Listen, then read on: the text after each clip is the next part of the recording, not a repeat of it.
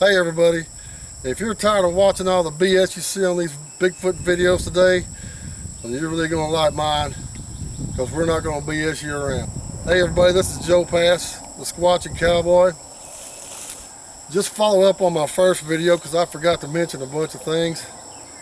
Like my lovely wife here doing the video taping today. She's going to be going with us a lot, but unfortunately she has a daytime job. And my best friend Kenny Collard over there. Most of y'all might know him from around here from doing a lot of singing. He's been all over Texas, and I think he's been up into New Mexico, and I think he even went to Nashville to record a CD. But he's got a daytime job too, so when he can't go, April's going to go. When April can't go, Kenny's going to go. And it's just going to be filled with a lot of different kind of content.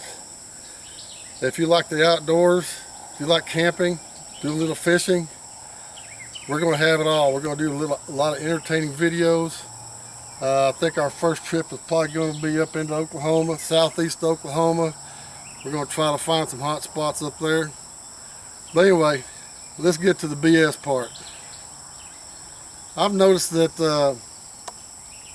a lot of people are filming out in the woods these little, what they call Bigfoot structures.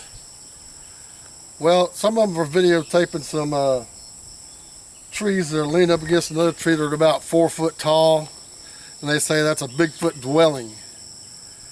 Well, let me tell you something. I'm 6'3" and about 245 pounds, and I would have a hard time getting to some of those.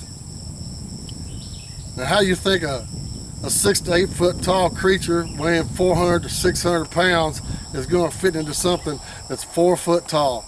Really? We're not going to show you stuff like that. We're going to show you the real deal stuff.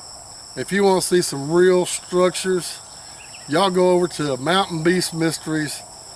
A guy on there named Justin, I can't pronounce his last name, and I don't want him to get mad at me for trying to pronounce his last name. He's up there in Canada. He's got some Bigfoot structures up there that I believe were built by Sasquatch. Now, all that said, time to introduce my best friend over here, Kenny Collard. Kenny, how you doing, buddy? Good, Joe. How are you, sir? I'm good. Why don't you tell us something about some of the equipment that we're going to be taking on our adventures? Okay. First of all, we're going to go with a bunch of game cams. A lot of other Sasquatchers have used game cams in the past. They've got infrared technology. We're going to use cover scent to cover our own scent, because I think Sasquatches have developed an acute sense of smell over the years, and I think other Squatchers have not thought about that, and they're going in there and they're leaving a scent trail. They're checking their cams the next day when their scent hasn't had time to disperse, and it's affecting their the chance of them capturing a Sasquatch on their game cams.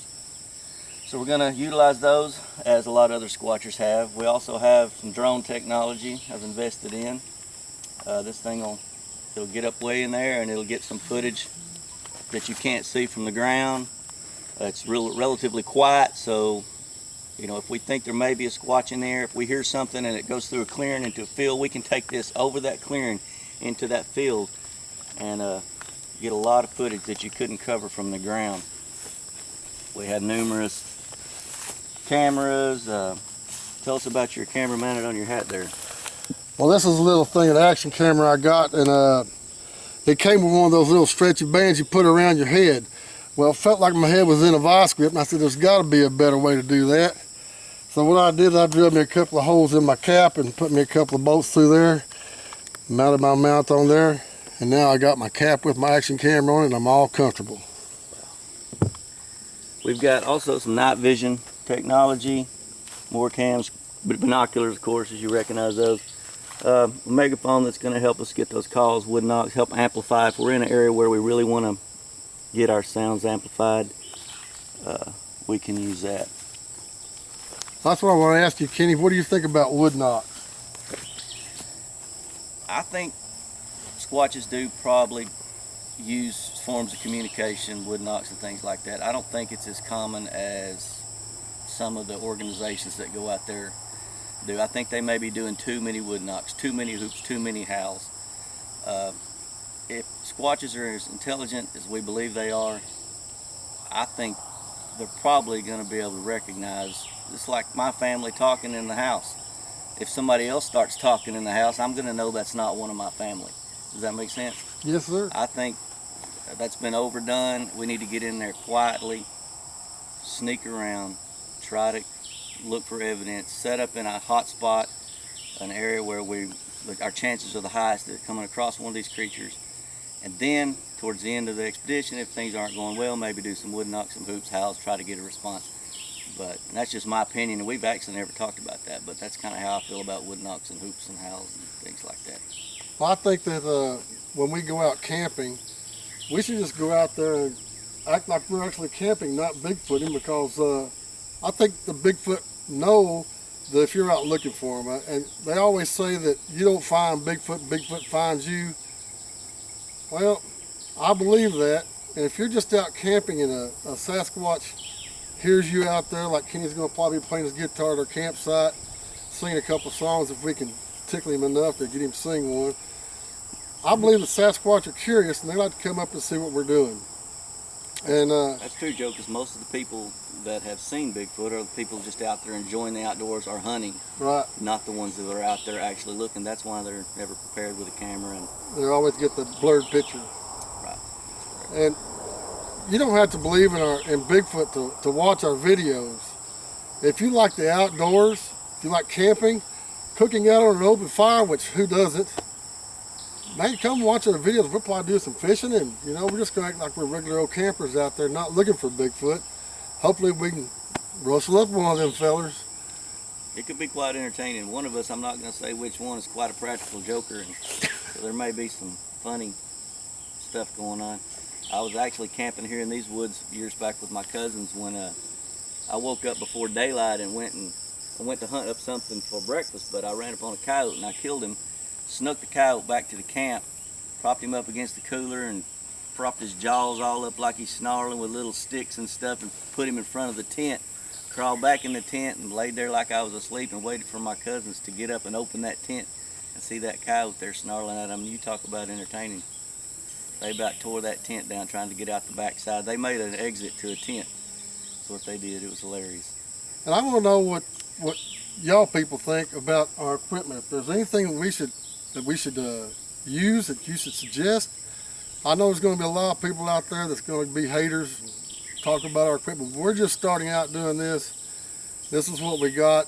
Eventually, as we go on, we're going to get more equipment, better cameras, better camping gear. And I want to know what y'all think about our equipment and what we should use. Leave a comment down below. And also, if you like this video, hit that little thumbs up button down there below the screen. Subscribe to our channel. Leave a comment and let us know what you think. Anything else, Kenny? I got one viewer question I'd like answered by the viewers of our videos. I want to know, so many hunters over the years have been in the woods with high-powered rifles, high-powered scopes, have spotted these creatures, and of course they don't have cameras ready, but they're out there hunting. It's very common for hunters to actually have sightings and not report them. Of course, the embarrassment, but so many interviews with these hunters have said, I just couldn't shoot it. It was too human-like. It just didn't seem right. They always say that. Are we going to have to actually kill a Bigfoot to prove that they exist? And if we have the chance, if we ever are lucky enough to run up on one and we have a close encounter, do we have to kill one? Because no video footage is going to be good enough. It's always going to be called a hoax.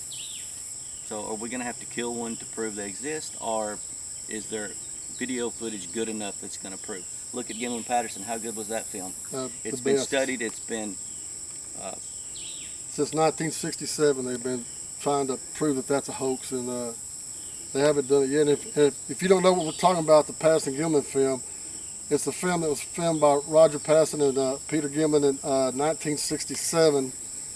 They called the Bigfoot on Bluff Creek in California, and they called the Bigfoot Patty because it was a female. And they just didn't have the technology back then to make a suit like that. Even though there was this jerk, I'll be nice, jerk that says he was the one in that costume doing that. They proved him to be some old drunk fool. He didn't know no better. But they haven't proved it yet, and go check out the Patterson Gimlin film.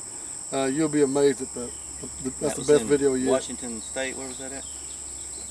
Northern California, Oh, was it? yeah, we're in Sierra Mountains. Yeah, something like that. I was fortunate enough to travel through the Sierra Mountains recently, and it was beautiful. I didn't get to stop at Squatch, but we're definitely going to plan a trip, a big one, to the Sierra Mountains in the future.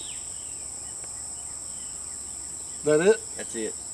Don't forget to subscribe, hit that like button, which is the thumbs up button, and also ring that little ring-a-ling-ling bell down there so you'll get notified for our next video, which will be coming up in a couple of weeks. We gotta get some stuff together. We're gonna go up there and scout the place out, find out a good camping spot where we can spend some time up there, hike up into the mountains of southeastern Oklahoma. We'll see you next time. God bless.